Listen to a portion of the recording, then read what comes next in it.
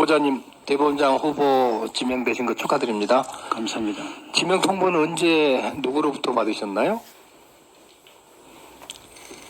지명 제가 동의한 검증 과정에 언제 동의하면서 누구로부터 받으셨나요? 어떤 방법으로? 제가 하루 전날 통보 받았습니다만은 상중이었습니다.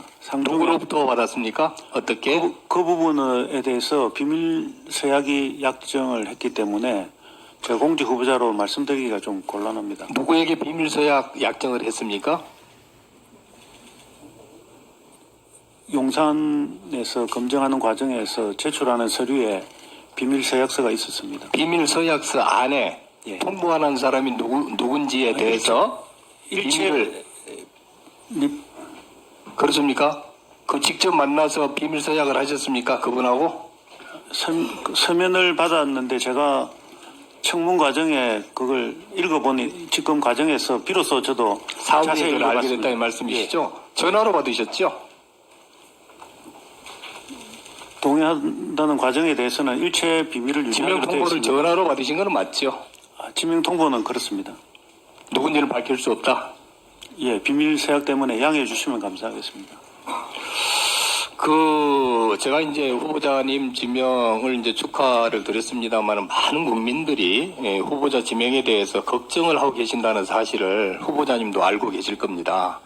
가장 큰 걱정 중에 하나는 윤 대통령과의 사적 친분이 일이 있는데 과연 사법부의 독립을 이룰 만한 적임자가 될 것인지, 그 다음에 고위공직자로서 재산 누락 의혹, 이 정도 도덕성 가지고 과연 시대의 양심, 도덕의 표준, 임 대법원장 역할을 제대로 하겠나, 아들 김현장 아빠 찬스 문제라든지, 특히 아동 성폭행범 봐주기 판결, 이런 거를 통해서 앞으로 이 성인지 감수성이 굉장히 강조되고 재판부가 이거를 철저히 판결에 반영해야 되는데, 대법원장이 이런 판결을 보면서 이런 역할을 할 수 있겠나, 이런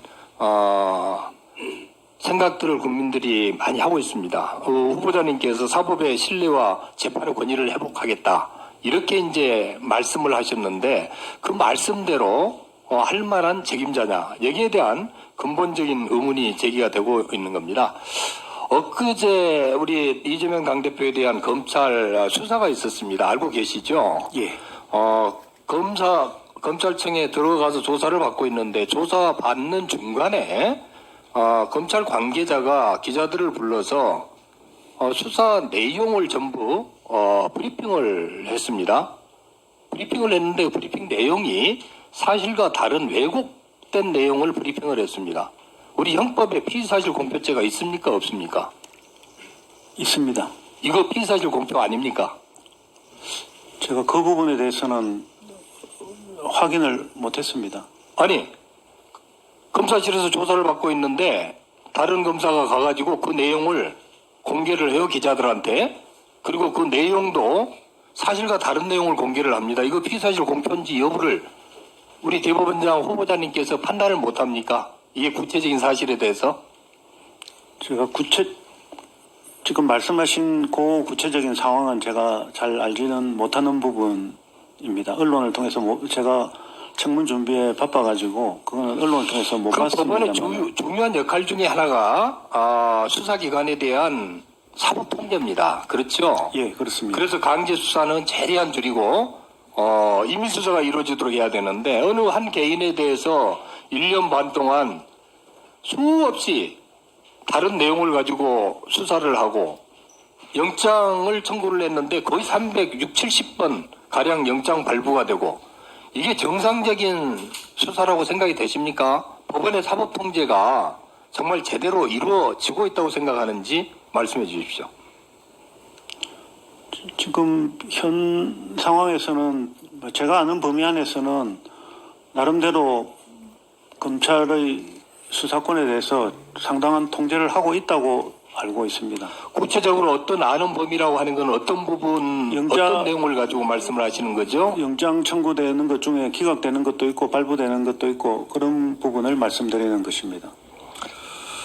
그 후보자님과 이 가족들이 보유하고 있는 처가 소유, 지금 비상장 주식 이게 총 10억 정도 됩니다. PPT 넘겨주십시오. 이 비상장 주식에 대해서 그동안 이 법관을 하시면서 이 부분을 재산 등록에서 누락을 해왔습니다. 그렇죠? 예, 그 부분은 앞에서 제가 말씀드렸다시피 국민들께 매우 송구스럽게 생각합니다. 아니, 저도 검사를 해봤습니다만은 이런 부분을 누락할 수가 있습니까? 이런 비상장 주식을 통해서 소득이 계속 창출이 되고 있는데 이거를 누락을 하면은 제대로 된 재산 등록이 되겠습니까? 왜 이거를 누락을 했습니까? 이해가 안 돼요. 처음에는 이 변명 과정에서 이거를 신고할 의무가 없었다. 신고 대상이 됐는데 이거를 알지 못했다. 그래서 신고하지 않았다. 이렇게 얘기를 하고 있습니다. 만일 이번에 대법원장 후보로 지명이 안 됐으면 계속해서 이 내용은 신고를 안 하고 지나갈 뻔했지 않습니까? 이 신고를 할 때 법원행정처 재산신고망에 들어가서 전부 신고를 하고 그 안에 들어가면은 비상장 주식은 전부 신고해야 된다고 하는 게 고지되고 있지 않습니까? 그거를 안 봤습니까? 대단히 송구스럽게 지금도 매우 저희 잘못이라고 생각하고 있습니다. 그런데 처음에 등록 대상이 아니었고 그 다음에 처가 쪽 재산 분배 문제였기 때문에 저는 거의 인식을 하지 않고 있었습니다. 후보자가 우석재 전 안성시장에 대해서 이 재산신고 누락으로 당선 무효형을 선고를 하셨어요. 이 재산 신고를 안 하고 등록을 안 한다는 게 얼마나 큰일인지 알고 계실 겁니다. 그리고 이 법원에서도 이게 신고를 안 하면은 징계 대상이 되고 해임까지 할 수 있습니다. 그 내용 알고 계시죠? 대법원 공직자윤리위원회에서 독립적으로 결정하고 있는 것으로 알고 있습니다. 네, 보충 김혜정 의원님 수고 많으셨습니다. 다음